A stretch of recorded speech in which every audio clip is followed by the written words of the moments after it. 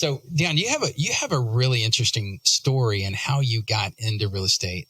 Would you just share that with our listeners? Because I think as Stephen and I got to know you, it feels like that's the foundation upon which you really built your business. Yes. It's a couple of things. I'll touch real fast on both of them. Okay. One of the things, when I was in college, I worked for a accounting firm, and I was in school for accounting.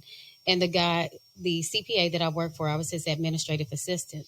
And he basically had his hands on all investments in real estate, everything in real estate, flipping houses. He owned apartment complexes, convenience stores, motels, you name it. He's done all of that. So he was my inspiration. I wanted to invest, but I didn't have the money to invest, but I was very attractive to real estate. Another story is when I bought my first house, I was 25 years old, and the real estate representation that I received was poor. And, this is a big investment that people are making. And I just think they should have proper representation. I didn't get an inspection. We didn't do a final walkthrough of the house. We did nothing. And you didn't know any better. I didn't know any better. I thought this is the way that real estate was to be done. Yeah. Right. So you trusted somebody. Yes. And then I trusted someone, and basically they failed me. Yeah. So I know you told us when you got into the house, right? You closed and you showed up. And I cried. And so you I fell in love with the stuff that the other owners had, their furniture. I was like, oh, this is so pretty.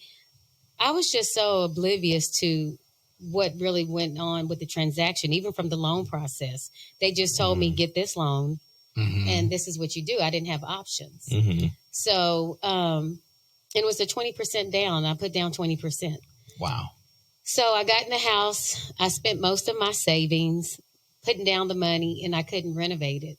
So we took Home Depot classes and bought stuff and waited 2 and 3 months to actually do the repairs ourselves. Yeah. But that was the story. You got a crash course in flipping, and you probably weren't expecting that at all. I didn't expect it at all. You just had to change your current situation. You're like, it cannot be this way. So you said you took Home Depot classes? Is that what you said? I did. To lay tile.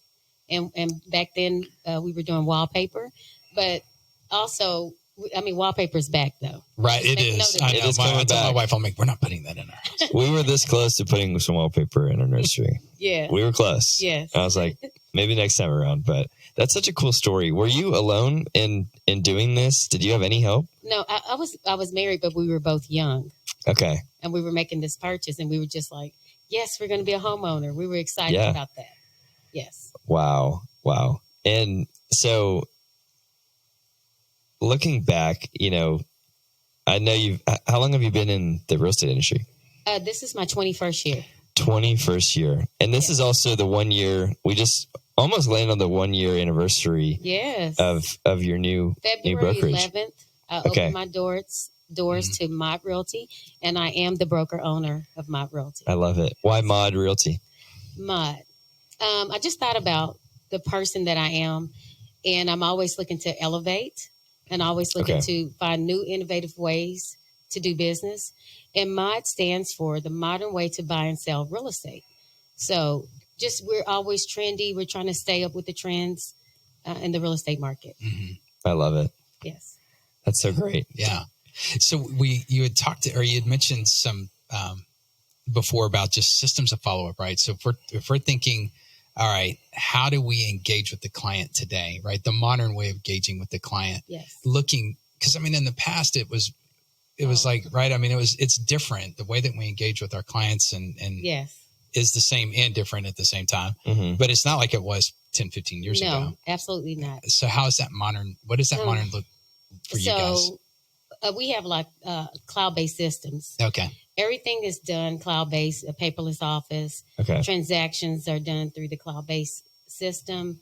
We just put a lot of modern things into play. How we market our listings, how we talk to our buyers, the things, the tools that we put in place to help out realtors to get new business. Right. Yes. I love it. I know. I think the worst feeling, and I think we can all relate being in this industry, is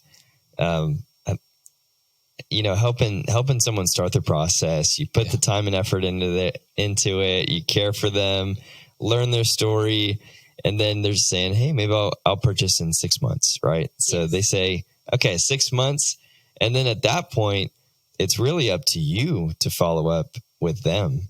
I mean, without a system, you mentioned that people can just easily forget about you. Tell us about that. Absolutely. So we have a CRM in place. Okay. We encourage people who have teams in our office to actually put a CRM in place, but we also have one for the brokerage where realtors can stay on track, keep their clients' information in our system. It's also connected to our website. I think the thing that realtors need to understand, and anybody in this industry, you have to nurture people. You have to stay in contact with them. You have to just keep in touch. Not just with people who are waiting to buy, but some of your past clients that are looking to upgrade. You have to stay in touch and just nurture that client.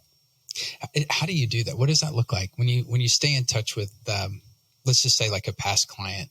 What does that system look like beyond just maybe just an email? Is it bigger than that? It's a personal touch. Okay. We do a lot of Popeyes, or we do personal touch. We do a lot of raffles. Like for Valentine's Day, we raffled off a $300 gift card to Mastro's. Great. And so for Christmas and Thanksgiving, we give away stuff. We do a 12 days of Christmas raffle. For Thanksgiving, we give away pies. Yeah. So it's just staying in touch. It is remember the client after the transaction. Yeah. After you made money, to continuously stay in connection with that client. Whether it's just a phone call, you never know when you could be a blessing to someone, where I pick up the phone and I basically say, "Hey, how are you doing? How's your kids?" And you never know when somebody that just needs that phone call. Yeah. So true. Yeah. They need that connection. You said that one of you, like your routine in the morning. Tell us a little bit about that, because I think if you're looking to be a blessing, you have to be grounded. Before I pick up my phone, we're guilty as a society. The first thing we do is look at our cell phones, our social media, our emails, our text messages. Before I pick up the phone, I say a prayer. Nice. I truly believe that God has put me in this position to bless others. And he's just, I could write a book about my life and the journey that I've experienced, not just in real estate, but in life. And God has had his hands on me the whole time.